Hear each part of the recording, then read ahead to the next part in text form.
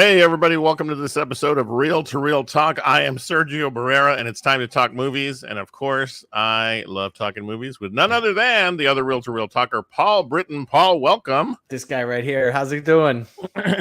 It's going. Thanks for holding down the fort last week. Yeah, absolutely. I appreciate that you did that. My pleasure. I got to talk about the Elvis movie, so that was fun. Yeah. Give me, if you could, since I was not able to be here, what was your taco rating for the Elvis movie? What did I do? I did. If I remember correctly, I did 3+ guac because the musical sequences and stuff were fantastic. Yeah. What would you have landed on? Just curious. I was gonna land on a hard 3. Okay. That's fair. Yeah. Troubling on many levels, but it might have been 3. I'd have to go back and watch. I unfortunately don't remember. I just wanted to see if we were in the sort of same ballpark. So. I think we were in the same. Yeah. Interesting stuff. And Elvis has not left the building. Yeah. Because we will there will be an appearance later. But yeah, sure. Right now we're here to talk about the fact that this week we are going to focus our attention on a couple of movie reviews, and so we're going to be doing movie reviews this evening, specifically for Marvel's latest entry, Thor: Love and Thunder, as well as a little movie on Netflix called The Sea Beast. Paul, I don't know that we're in a bit not in the lull area of the summer, but I think I would qualify the last week or so, a couple of weeks, as it all seemed exciting, and then it happened. And so I'm not sure how you're feeling about the summer blockbusters. So. No, that's fair. The summer blew its wad with Top Gun Maverick, and then it was just like, we have other things, we promise. And then it's like, okay, so let's see them. And there's like, no, wait, we have other things. Although I do want to say, Nope coming out in 2 weeks. Oh yeah, no, that's going to be where we slide back up the scale. Yeah. I'm excited for that one. Although I am annoyed that the more recent trailers give a lot more story. Like, and did it change the tone and totally. I hate the more recent trailers. I'm hoping that they're throwing people off the scent. I hope so. Yeah, I agree, because boy, it went from to aliens, and so it was pretty obvious it was going to be aliens. Well, sure, but this was the story of like, we want to photograph aliens, and that's the conceit of the movie. It's like, I feel like that's not what Jordan Peele would be going for. Like, I feel like he's going to be going for something a little more meaty than that. But we'll see. I'm still excited. Time will tell. We're not doing that today. We're not. In fact, we're going to jump right in, and we're going to start with the latest entry in the Thor series of movies of the Marvel Cinematic Universe, Thor: Love and Thunder. When this first was spoken of, and I feel, as always, that I have to say, I am not a comic book aficionado. I am not one who's familiar with the source material of much of the MCU in terms of comics. I was like, okay, where are we headed here? Like, what's this going to be about? And I was intrigued by the notion of Natalie Portman with, Mjolnir, and I was sure there was a backstory to it, and I'm probably there were folks that were ready to explain it to me. But Paul, as this movie, when trailers started coming out and such, what were your thoughts in terms of how you felt about it? I loved Ragnarok. Loved Ragnarok. I thought it was the best, like, standalone that wasn't a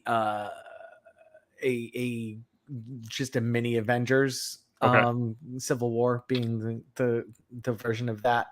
I love Taika Waititi. I love his sensibilities just strike me perfectly, where it's sweet and sour. You get the humor, but also everything is very heartfelt, and there's always a little bit of seriousness behind it. And I felt like the seriousness in Ragnarok was like, okay, it was a little serious, but like, I if you've seen Jojo Rabbit or Hunt for the Wilder People, which are his two most popular movies and the ones that I've seen, It's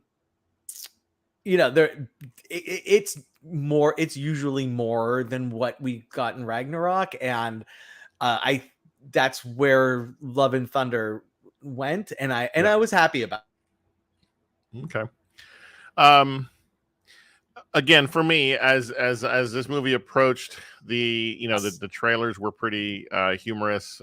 You knew you were going to get another classic Taika Waititi take on the character, and so we get to the movie itself, and I go in with having just had a conversation with a friend of the show, Nick Kramer, about how so much of what has happened since Endgame has been it's felt disjointed, disconnected, and maybe that's the point. Maybe we're going for sort of this approach of like just independent films that maybe someday will come together.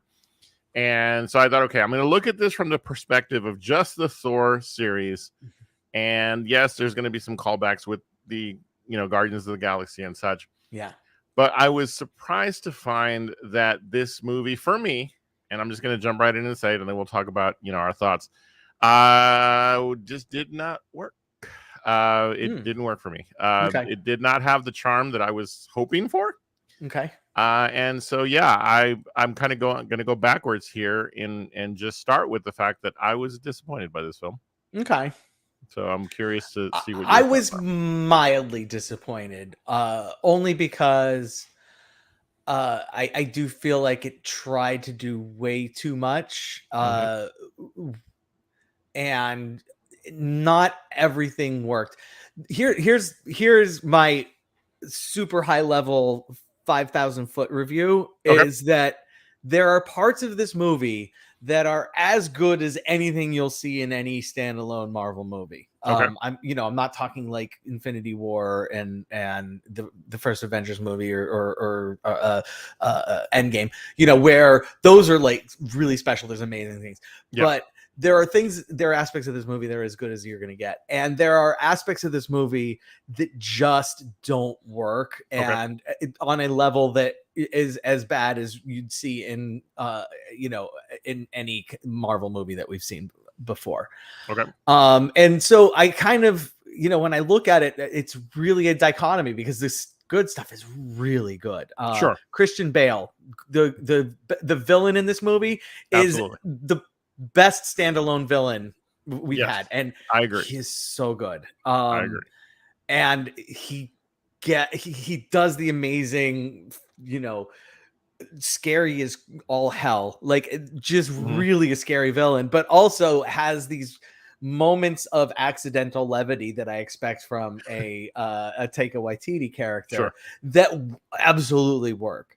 There's a sequence in this movie when the action set piece that takes place in the Shadow Realm where Gore sort of is the master of. I mean, that entire scene is gorgeous. It's compelling. It's beautiful. It's the most comic cinematic sequence that we've had, where it's just like you look at each frame and literally each frame of the movie and it's like, this is a frame in a comic. Like I see the comic translation, and this is really awesome. I thought the ending was superb. Oh, interesting. Yeah, I did. I really like the ending. But then the stuff that didn't work is way too jokey. It's like they couldn't find their way to what was the tone gonna be, Right. It was too much. Let's try to recapture Ragnarok when I don't think we needed that. No, I don't think we needed it at all. And the beautiful thing of Hunt for the Wilder People, Ragnarok, and Jojo Rabbit is it's not overly jokey. I mean, Jojo Rabbit, obviously, when Taika is playing the Hitler character, that's as jokey as we get. And having the avatar of that be Krog, who again Taika is playing, I think that's enough. But like everybody's trying to get in on it, and it's like, no, it's just do your thing, be funny, in the scene, you don't need to make the scene funny. Like that's the difference. Yeah, I think for me there were a few things that right from the outset kind of doomed the movie for me. Okay. And I tried real hard not to let this happen, but the opening sequence where we first meet Gore, I think does an injustice to the overall story, because it takes him and makes him a sympathetic character I would have rather found out that somewhere in the middle of the movie. Okay, interesting. Because he goes from sympathetic to, this just villainous character, and which I loved. The Gore in his prime in terms of, the God Butcher, phenomenal. Yeah. And not just because of Christian Bale's performance, but because of the way in which they lit his character, the way in which that they, every aspect of it just worked so well. Yeah. And of course, as with most stories, and sorry, but put up the spoiler review, I'm going to say just one thing that might seem spoilery, and that is that there is a redemption arc in this movie. Right. That by the time we get there, I'm like, but he's done so much in between, Well, so that was one of the big difficulties for me with this film. But you don't get you can't have the spoiler. You can't have the spoiler. You can't have the redemption arc without that opening scene. Absolutely. Like it's impossible. No, you're right. Like the ending of the movie is impossible without the beginning. You're right. But I think that there was a way to place that exposition perhaps later in the film to where you were like, oh, okay, there is a motive here, Mm-hmm. So that was tough for me to overcome, because I was like, oh, okay, wherever this goes now, he was wronged and has a motive. He's not just evil like some characters are in this universe, right? Well, but I mean, look, it's not, I don't think it's a huge spoiler to say that he was cursed. He ended up becoming cursed, and that's he has motivation, and not just motivation, but he also has a driving force behind the motivation, and so his motivation is multiplied by the driving force, and that the driving force is the extreme. But I understand what you're saying. Yeah, the storytelling could have been shifted a little bit for it to work better for me. Sure. But where I think this movie really struggles, number one, it doesn't find its tone.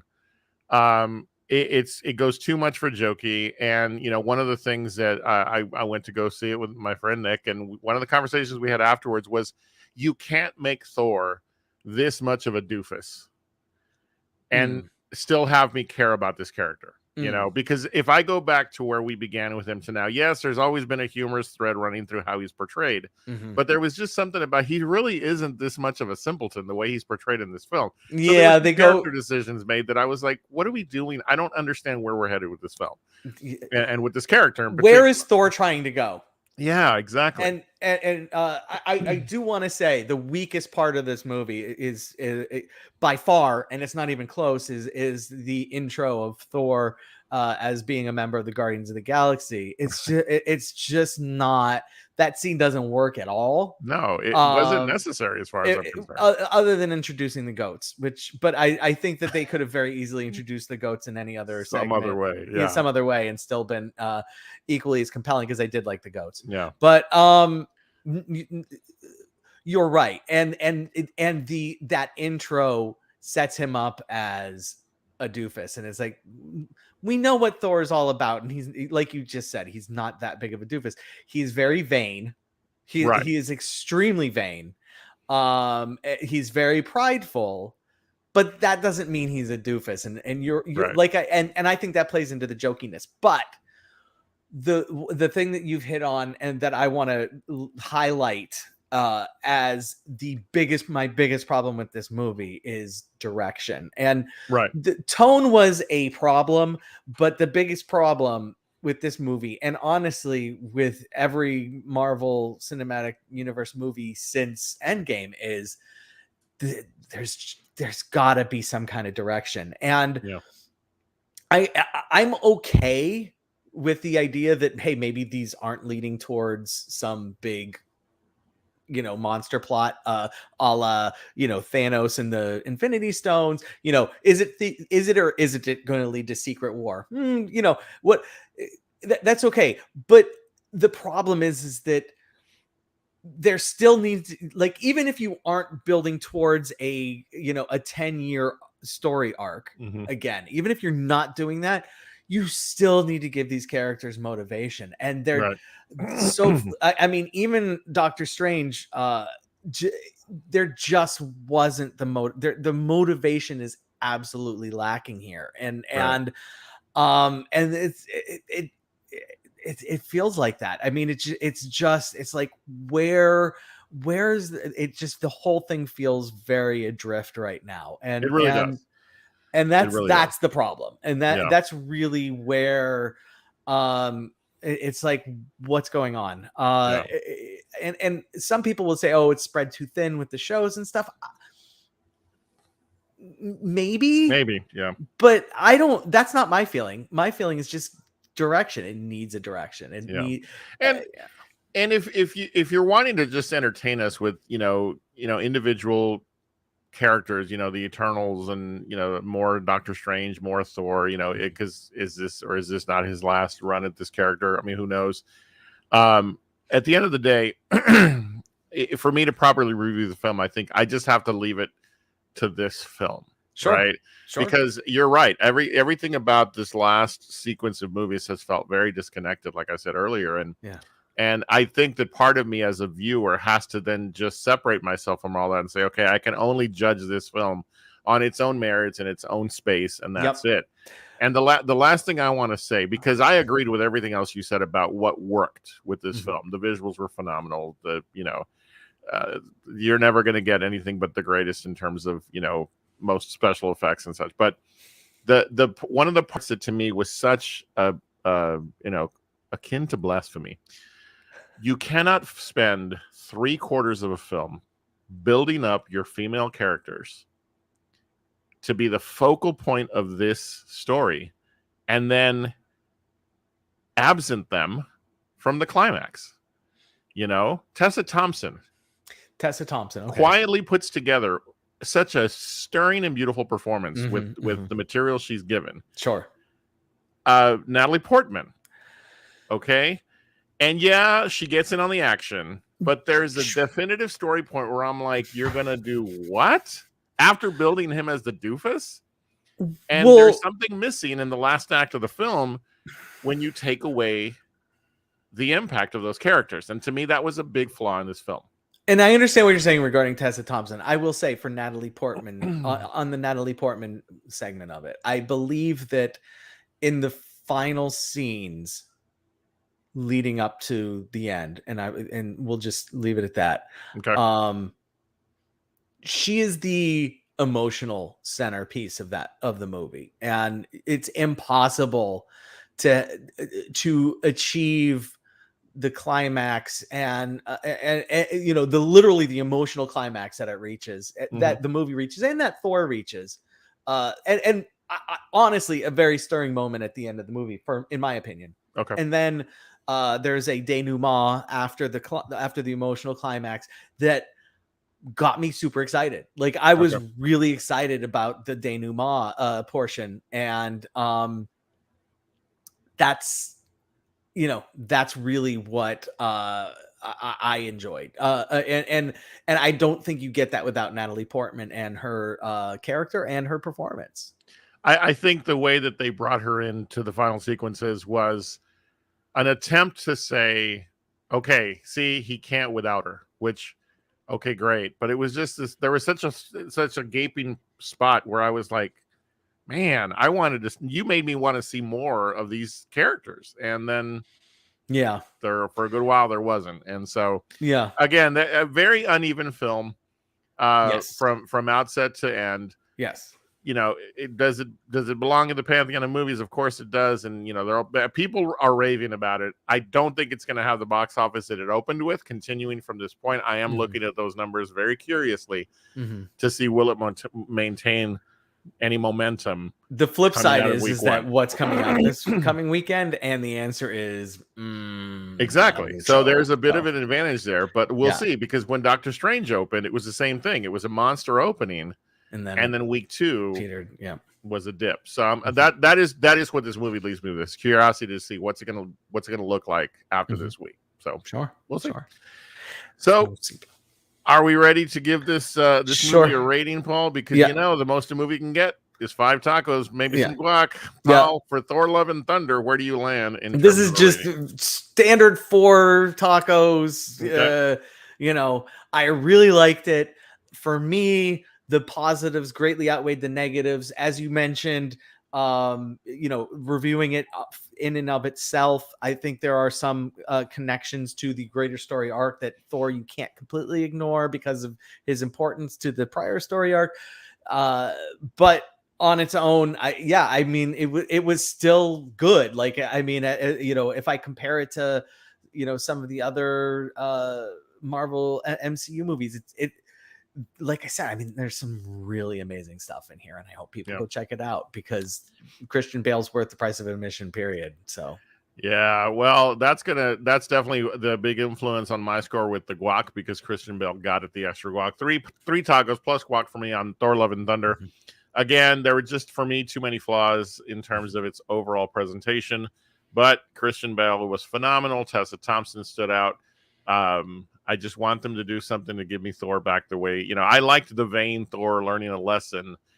This jokey Thor was just too much for too long. So, we'll see what happens going forward. Yeah. Will he don the costume once more? Time will tell. All right. The movie ends with they Thor leave it open. Return. No, they say Thor will return at the end of the movie. Right. So. I have to ask you. I almost forgot. I have to ask you. Where do you land on?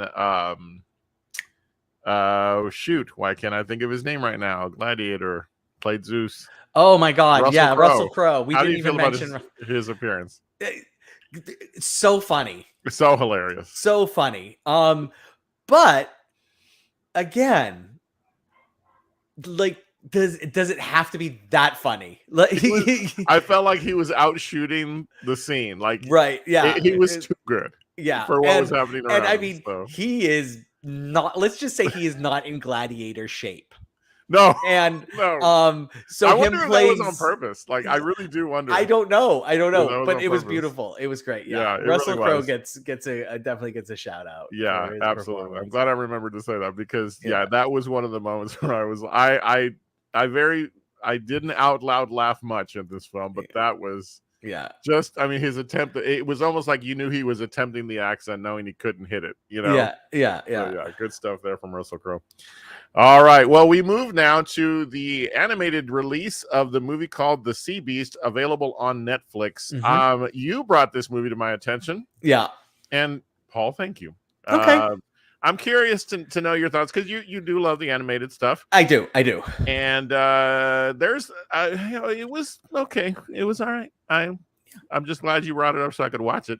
Yeah, and join you in the review. Look, if you here's what I will say about the Sea Beast. My again, I'll do a super high level review that will last way too long.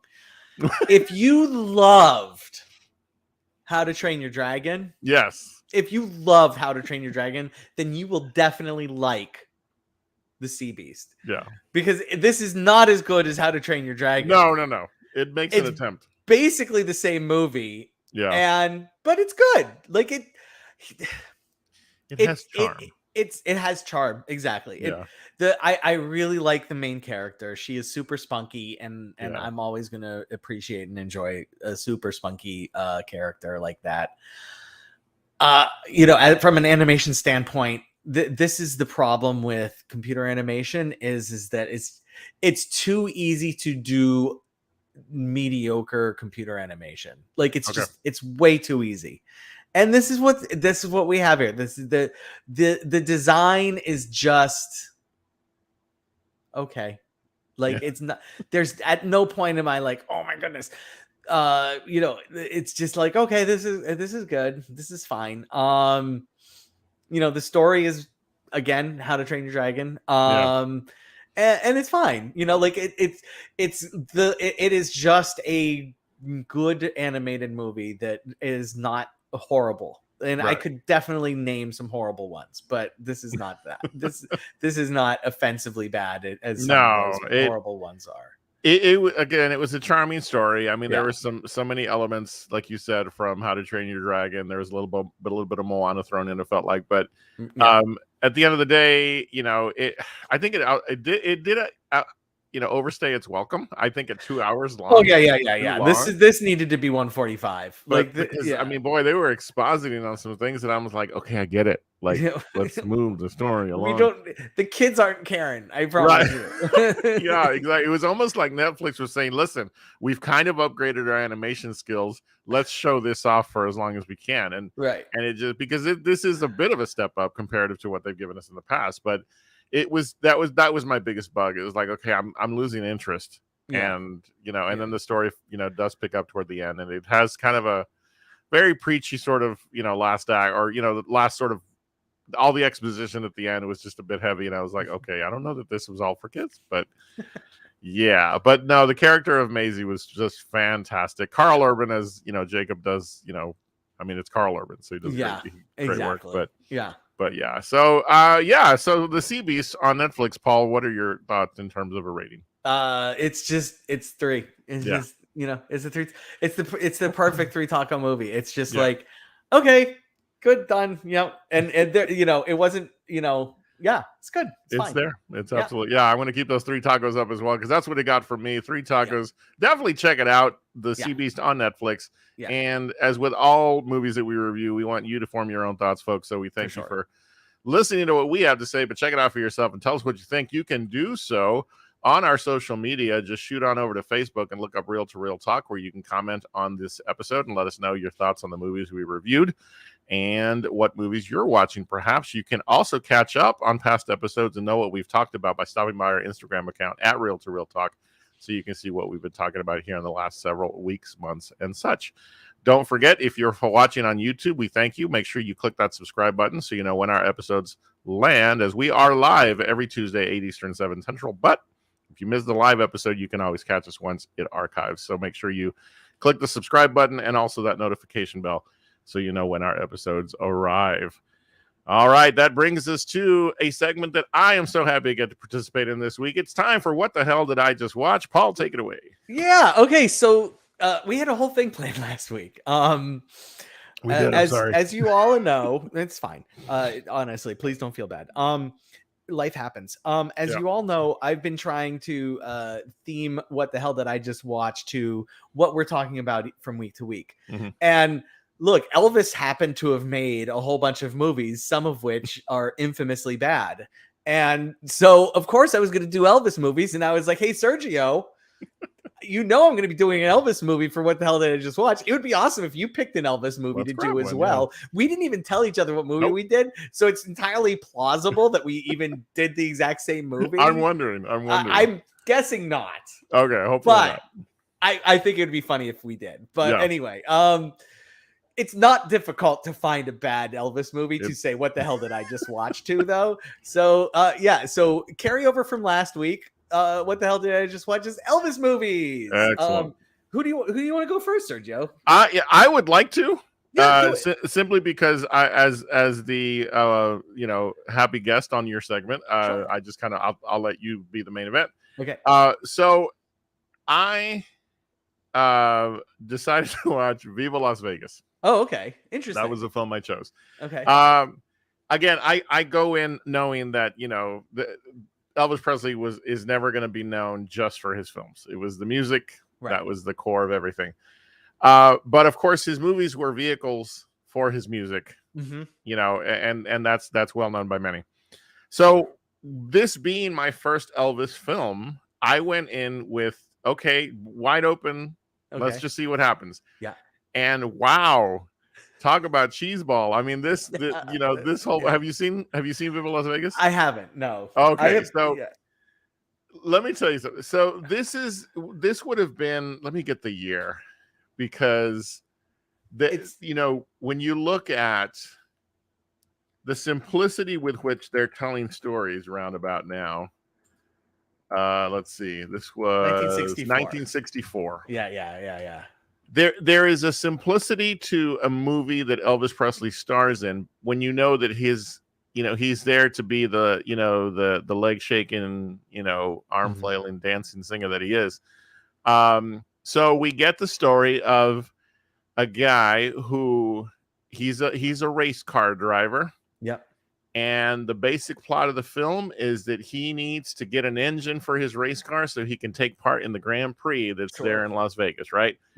And, he's kind of a down on his luck kind of guy, always trying to, get that money he needs for his engine. And so every element of this film is both charming for the person who's never seen it, but also does not age well in the age of today, because the way in which he and his other co-star treat the lovely Anne Margaret is just horrifying. Reprehensible by today's standards. Yeah. Although probably not even good for those standards, honestly, or for those days standards. True. Yeah. Although she does play a much spunkier character over the entirety of the film. Okay. But to say much more than this was a vehicle for both Elvis Presley and Anne Margaret to perform and sing and dance and such. It was nothing more than that. Of course he wins the race. Of course he gets his engine. Of course they fall in love. But wow, this was something. And I did finish thinking, what the hell did I just watch? Well, and it's interesting because you went for a classic. Like, you went for Viva Las Vegas is, in if you ask people on the street, hey, name an Elvis movie, it's one of the first that'll come to mind. Well, yeah, it's definitely going to be high up there along with Jailhouse Rock. It'll be either Jailhouse Rock or Viva Las Vegas. And obviously, me being me, I can't do that. I can't go for something that would be that obvious and expected. And I couldn't even go for the infamously horrible ones, which is if the Harem Scarum is infamously a terrible Elvis movie. Okay. But I was like, that's too easy. So I went and found 1968's Stay Away Joe, which I guarantee you've never heard of before. No. So Stay Away Joe, if you remove the fact that it is by far the most racially insensitive movie I've ever seen in my entire life. Wow. And not even close. Okay. Just not. And I'm talking about movies from the 1930s where it's just all the African Americans that are in the movie are just the help, and they show up for 2 seconds and, are just background, including the amazing Hattie McDaniels, who just kind of randomly shows up in random movies as always as the maid or cook or whatever. No, this is Stay Away Joe, where Elvis plays a Native American. And I read the first line of this particular recap, and I'm like, what? Yeah, and you know who his father is? Who is a pureblood Native American? His father is Burgess Meredith as a Native American. Oh my gosh! And I mean, Elvis. Okay, I don't do it, but okay, Burgess fucking Meredith. And that would be those two casting choices alone would make it the most racist movie since post 1950. All right. Add on to it that it calls out sort of the horrible racial stereotypes of Native Americans by actually portraying them and laying into them heavily, the idea of, they even say well, everybody thinks Native Americans are lazy. And then all of the Native Americans are depicted as incompetent and lazy. And it's what are you doing? And well, they always talk about how Native Americans don't have, don't have running water. And of course, Elvis doesn't have running water. It's no, you don't call those out. Just calling them out as being stereotypes. Yeah. but then the characters actually living not good. Like, and in 1968, Paul, 1968, like what a time for this to come out. Right. So throw away, if you will, for a moment, the fact that it's the most racially insensitive movie I've ever seen in my entire life. Mm-hmm. You still end up with a fucking movie that's like, what the fuck is going on with this movie? So the sound design on this movie is easily the worst sound design of any movie ever. The movie opens with Elvis showing back up to his home. Like, so Stay Away Joe, the whole concept of Joe is that Joe being Elvis is that like he always goes away from where his family lives, but he'll come back from time to time, but he stays away for a long time. So that's why they call him Stay Away Joe. He shows back up. He shows back up in a convertible, and he's helping herd cattle while driving in his convertible. And like, they're in the middle of the desert, there are no roads. And yet, like, so they show Elvis turning the wheel really hard, and then the tires make the sound, like a really bad tire squealing sound effect that you would only get if you were driving on pavement. Like, you're not getting that sound effect on dirt. The sound effect you're getting on dirt is like, it's just like, you've got to be kidding me. The end of the movie. Have you ever seen McClintock, the John Wayne movie? So long ago. Okay, there's a scene at the end of McClintock where it just basically becomes a free for all brawl, just completely insane. This does that. So this movie steals from McClintock and turns the end into this all-out brawl where everybody's fighting everybody for absolutely no reason, including but not limited to the fact that in McClintock they show people keep on falling in the watering hole for the cattle. Guess what happens in Stay Away Joe? People keep falling in the watering hole for the cattle. But to make it worse, they add just the lamest sound effects. It's like, take the sound effects from an Adam West Batman show and say, all right, here, you're 10 years old, try to recreate those sound effects and put them into this fight scene. And that's what we end up. It's just, this movie is inexplicably just atrocious and 100% captivating. Like, you can't believe this is happening. Like, you can't believe this is happening. Like, at one point, throughout the movie, the government gave his father a whole bunch of cattle. Mm-hmm. And their daughter is trying to marry a standard city dweller guy. And in order to seem normal to the city dweller parents, the mom is surreptitiously selling the cattle so that she can do upgrades to her house. It's just like, what?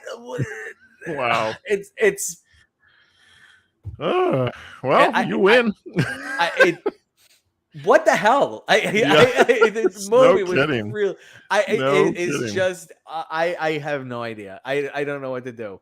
Well, now, had you seen other of Elvis's films prior? I imagine you had. Jailhouse Rock, long time ago. I'm a Beatles guy. I'm not an Elvis guy. Gotcha. As we know from Pulp Fiction, you're either an Elvis guy or you're a Beatles guy. I am a Beatles guy, so that makes sense. Yeah. Well, at least I can say I now have watched an Elvis film. And I will not be picking up on yours. So. And you picked a good one. Like, honestly, it was entertaining. You went in and did the right thing. I of course need to torture myself because I would be surprised if you didn't. So, yeah, I'm glad you did. That's a good point. Yeah. All right. Well, before we move forward, I want to just do this and say hello to our friend Susan, who's watching tonight, and say hello to Blair as well. We thank you guys for joining us. For sure. All right. Well, I'm going to introduce a new segment, Paul. Oh. This was the surprise. I have long been thinking about what do I want to do. Yay. And I'm going to try a little project based on an idea a friend gave me for restaurants. And I'm like, I'm going to do that with movies too. And so beginning this week, I'm going to do a little segment called Real Alphabetical. And every week I'm going to not pick a letter, but we're going to start with the letter A. And you're actually going to participate, Paul. Sweet. So I want to talk about the segment, and then I'm going to ask you, and you don't have to tell me right now, but every week what I want you to do is we'll start with the letter A, and you're going to have to tell me a movie that starts with that letter that I need to watch. I'm ready to go right now. Okay, so we'll start there. Don't say Armageddon because I've seen it. So yeah. Do you want me to do it now or on the line? Sure, because week to week, so it's going to be alphabetical in order, 26 weeks. Yeah. And this week we'll start next week, obviously, but the movie must start with the letter A. Have you seen Apocalypse Now? I have, and I have seen Redux as well. All right. I wasn't sure. But here's the thing. It doesn't necessarily, let's do it this way. Sure. It doesn't necessarily have to have been a movie that I haven't seen. Perhaps it's just a movie you say, hey, you know what? Maybe we chat about it for a little bit, you know? And so I have not watched it in quite a while, so I'll rewatch it, and maybe next week we can chat about Apocalypse Now for a few minutes toward the end of the show. I think I think we can no, I'm going to give you one you haven't seen. Okay, cool. Yeah. That'll work. So every week you're going to be responsible for telling me what I need to see, and then we're going to chat about it briefly, and I'll have 26 more movies that we've talked about. Sweet. That'll be awesome. We're going to have to do quills for Q because I don't know any other Q movies. That'll be a good choice for that. Yeah. If you haven't seen it, that's where we're going to end up. Gotcha. All right. This is fun. I'm excited about this. Excellent. So be thinking on that, and then we will unveil the very first segment next week and week to week. And folks, if you're out there and you want to throw some ideas Paul's way, let him know. Send them in. All right. So with that in mind, I think we are approaching the conclusion of this week's episode. We are going to do, Paul, our very first book club episode next week. That's right. Have you been reading? I was going to wait for this for next week. But so I went on a road trip. Yes, you did. So obviously, before you go on a road trip, you want to make sure you have all your reading materials and stuff ready to go. So getting ready for the road trip, like, oh my God, before, we hit the road, I want to make sure I have the book downloaded. So I went onto my phone and I bought the book and I was and I sat down and so my wife's my partner is driving and I pull out my phone and I sit down to read, and then all of a sudden the phone starts talking to me and I'm like, what the oh no. I bought the audio version. So I cheated. I'm coming clean. I cheated.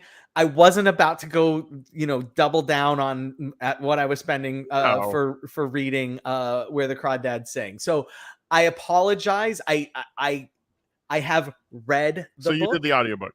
I did the audiobook. That's okay. And it was my first ever audiobook. So that was how many hours was it?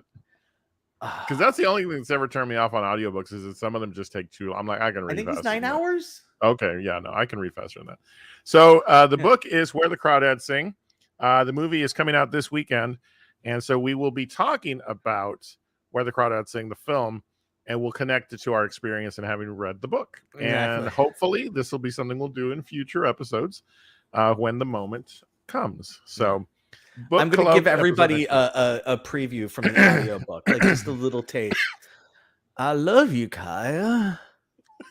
So there you go. That's my impression of the woman who did the reading. By the way, Jesus, like as an announcer for roller derby, hearing a professional read a book is just like, it really makes me, even as a podcaster, it's just like, oh my God, I wish I could sound remotely that professional for 2 seconds.